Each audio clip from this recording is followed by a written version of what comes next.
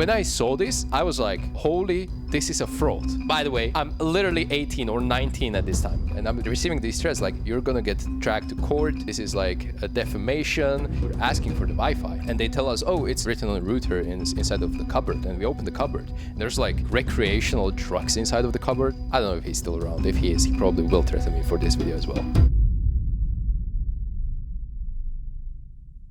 After 10 years of competing professionally in Counter-Strike and attending 5 majors, I turned into a creator. You can see me as a broadcast talent, and I use this channel to share everything I learned. If you want to become pro or simply just want to see how it is, this place is for you. However, during my career, I was part of many organizations, and I decided to talk about good, bad, and the ugly experiences. The whole point of this video is not to witch hunt or to attack, but to rather help others speak out in the esports industry. Because there are a lot of cool orgs, but also so many bad actors in the scene, and since I don't intend on playing anymore, I feel like some things must be shared, even at the cost of burning some bridges. This will be my experience, okay, with the organizations, not the lineups itself. I won't talk about my past teammates unless it is somewhat relevant. The performances of these teams are not a factor in this tier list. I must admit that I feel very privileged to be part of so many big and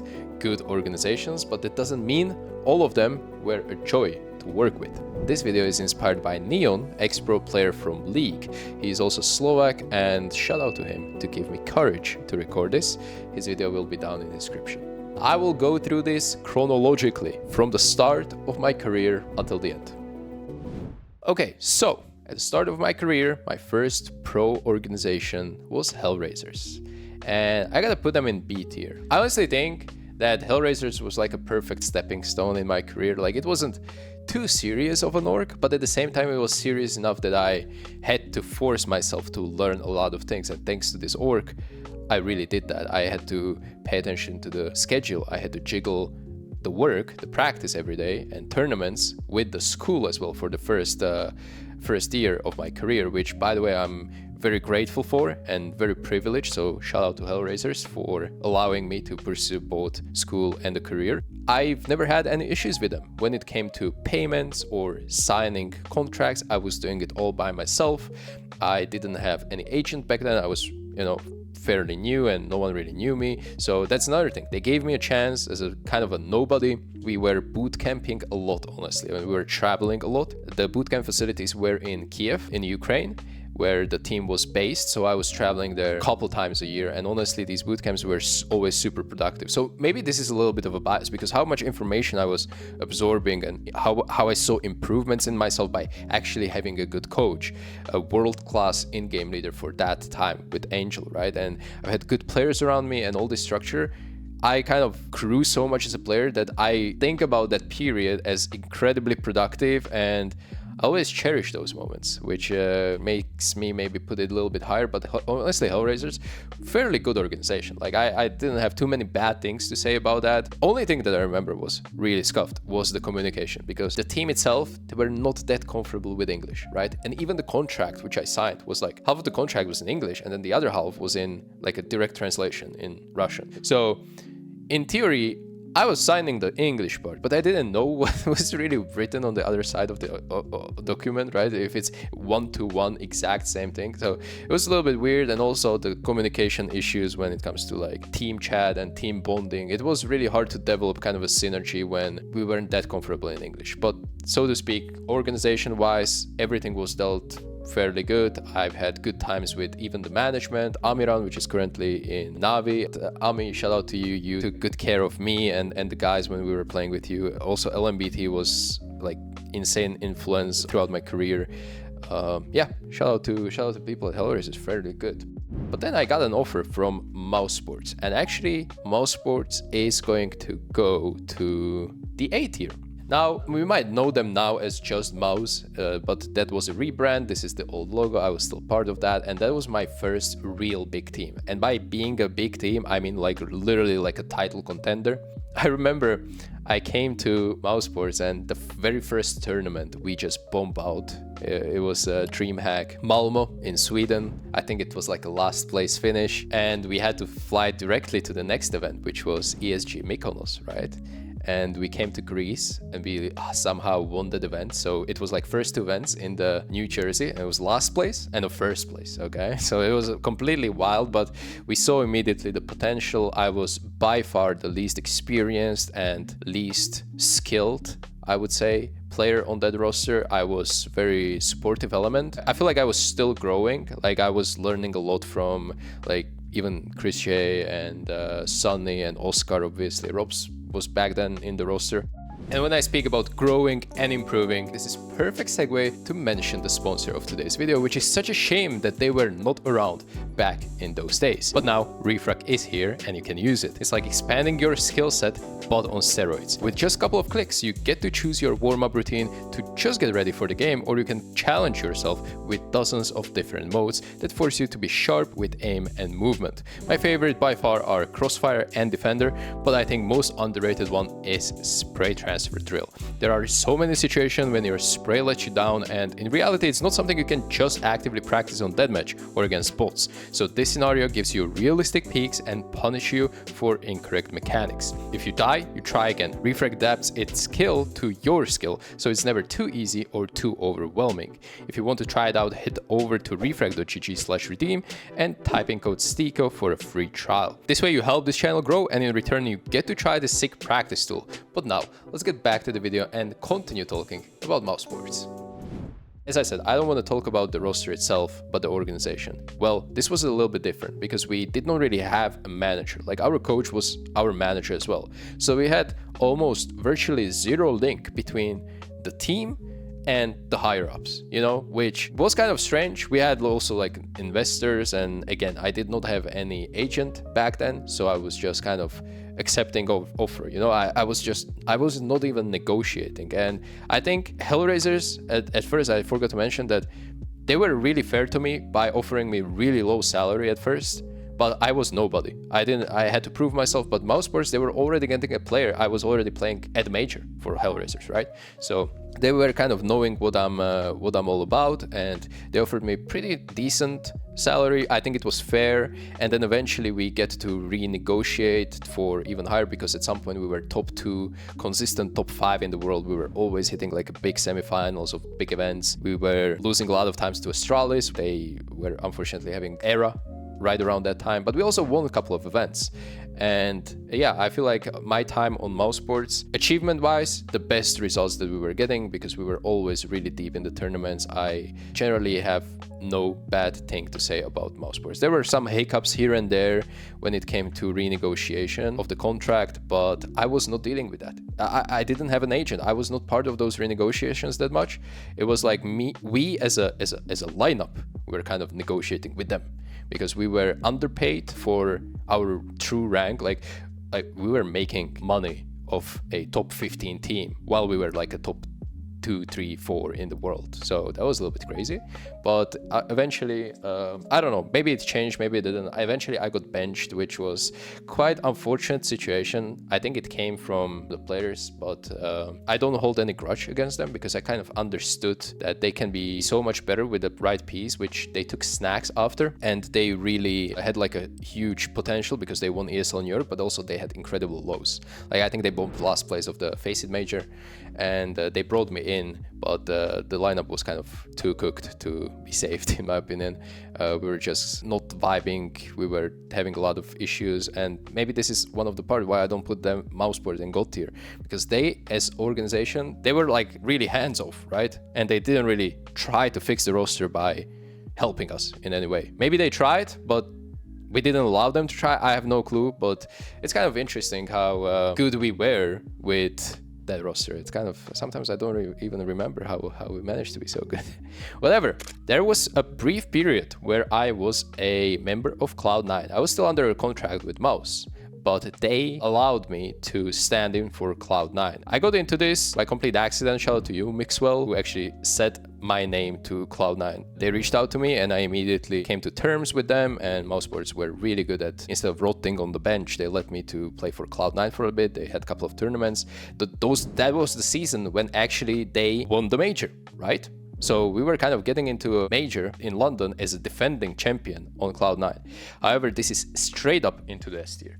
You do not believe how good Cloud9 is as an organization to me as a player. I've had everything fixed. Everything was communicated clearly, directly. No shenanigans, no like back and forth. Everything was just like I'm talking to human beings. I liked it. There was no stress coming out from the organizational side of things. There was only stress for me to focus on the game and my own performance. I moved for a brief period to LA, where Cloud9 was based. Those 2 months, one of the best months of my life. Even though, and this is, I've never shared this by the way, 5 days before me flying to LA, I've had already tickets bought. I was hospitalized for God knows what reason.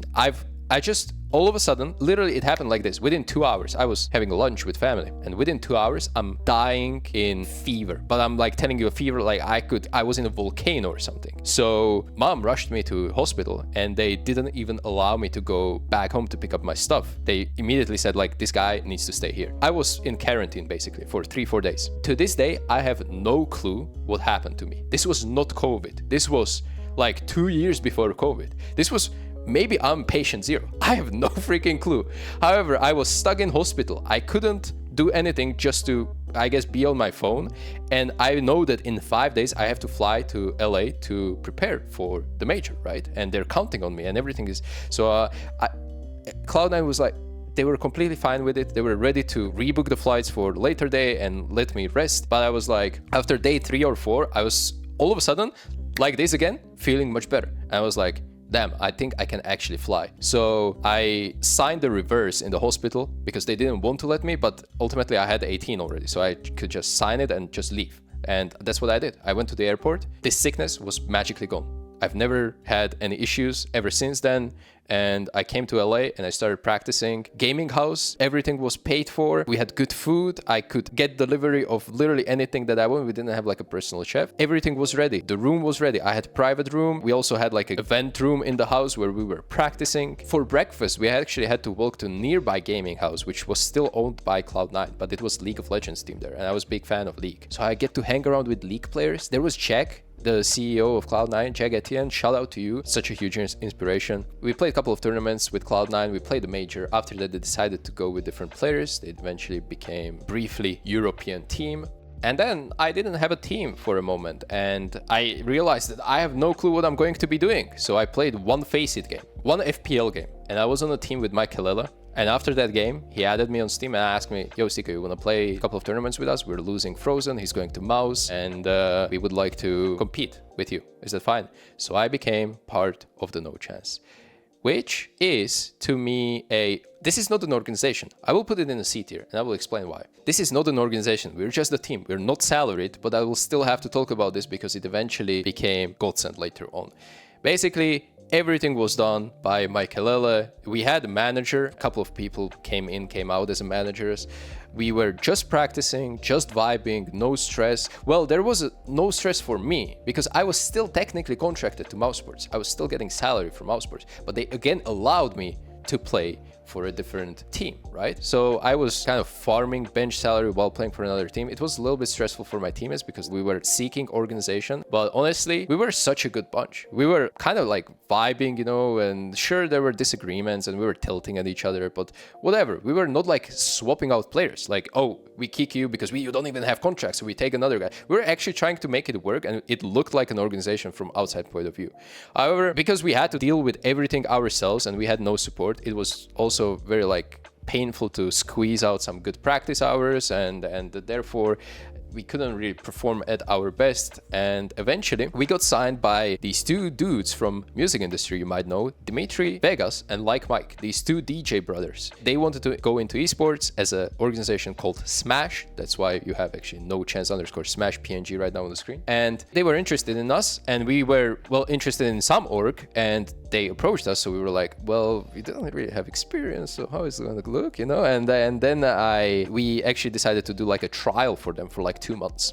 And this was amazing. Let me tell you, they know how to treat people within their organization. We flew out to Ibiza, where these two guys are based, and they're doing like these parties every night, right? We hang out in their villa to sign these trial contracts. They were professionally written. Everything was so cool. We took pictures. We took an announcement that, yes, we are actually playing for an organization of these two guys. They were huge fans of games in general. They had great managers. They were fixing everything from bootcamp stuff in Belgium, I believe, all the way to booking flights and making sure we have everything that is needed for us to perform. So the only problem was really that they didn't really understand like our schedule, in my opinion, and what we need as players. We needed a lot of hours to practice. It felt like it didn't just click. I would just say it that way. That's completely fine, in my opinion. We got offer to join another team at that time, which was Godsend, and that was a brand which obviously was more known within esports community, and we decided to go for that. Of course, we had also some Swedish links there,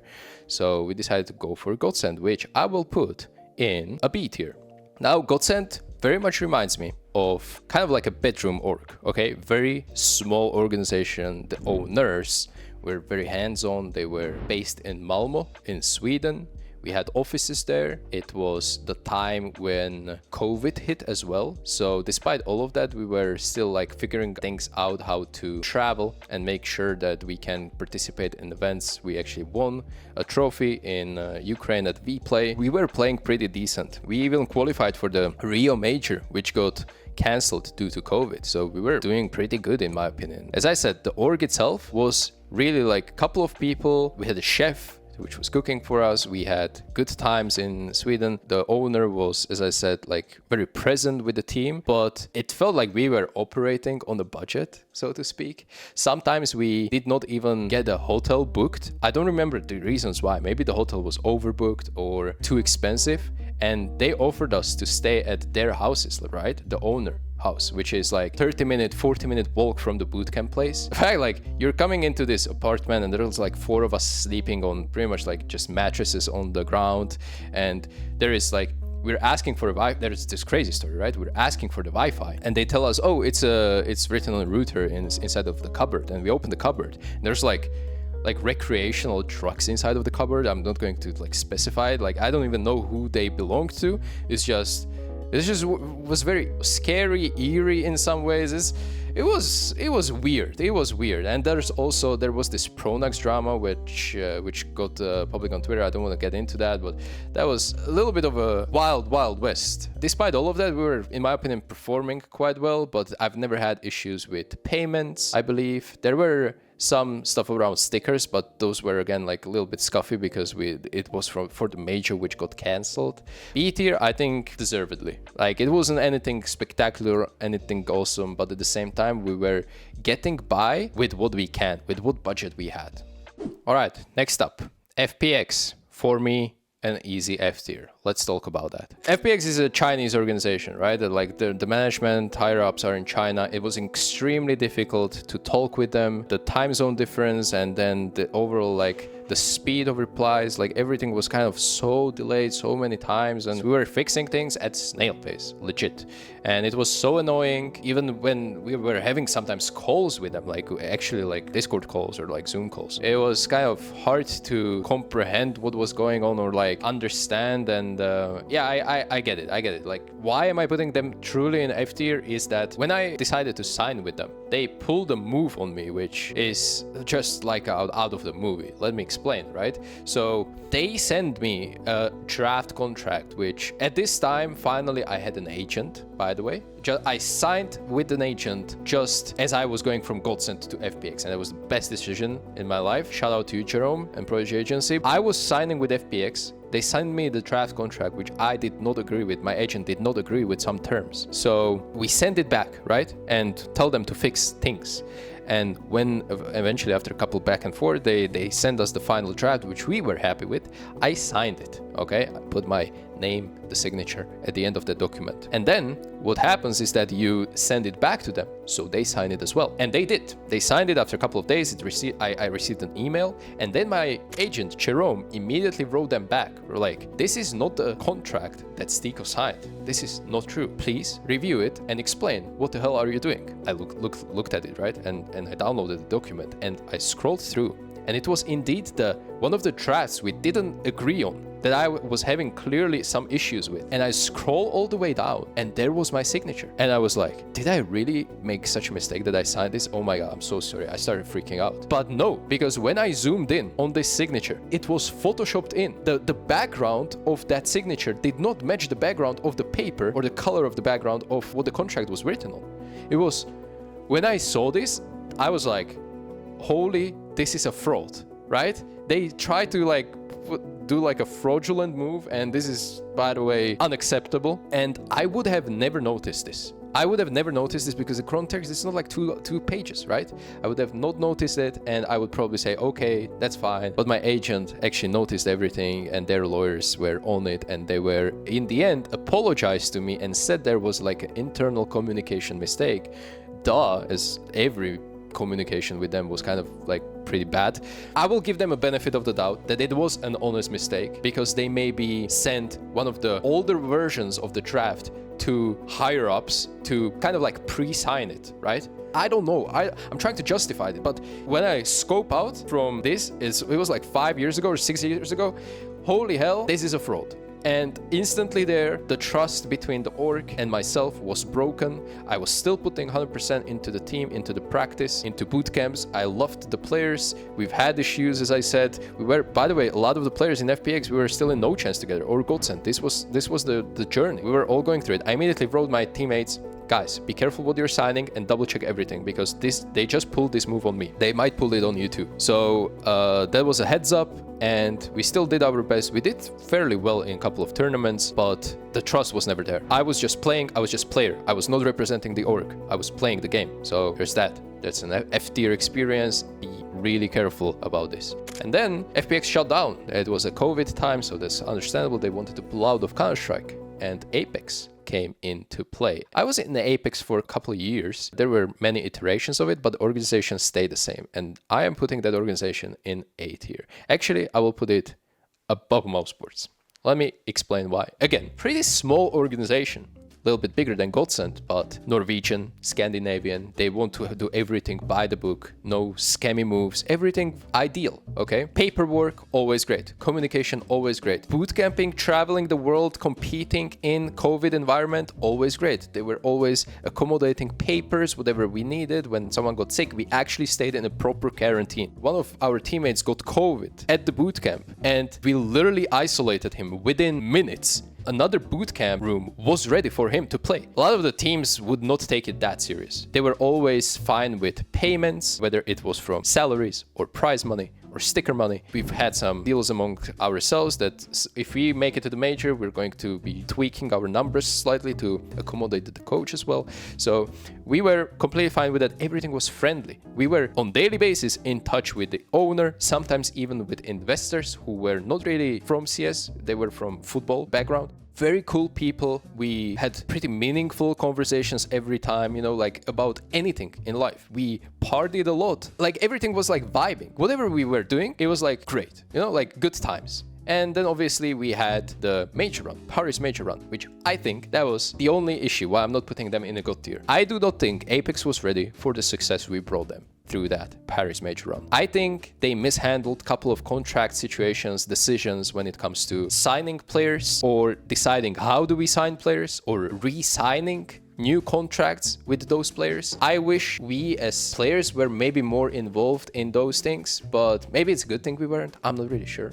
After all, it's their money, it's their decisions. However, I think it was a mistake that we did not secure JL before that major run, because they were in a deep conversation about the new contract because it was about to expire. And guess what? We did the semi-final round. JL was insane. Obviously, he got a call up from Navi, and he went there for, I don't know if for free, but pretty much it was almost for free. And obviously we all cheered for him, please go to Navi, you're going to be insane. And in the end, it turned out 1 year later, he won the major, MVP of the major.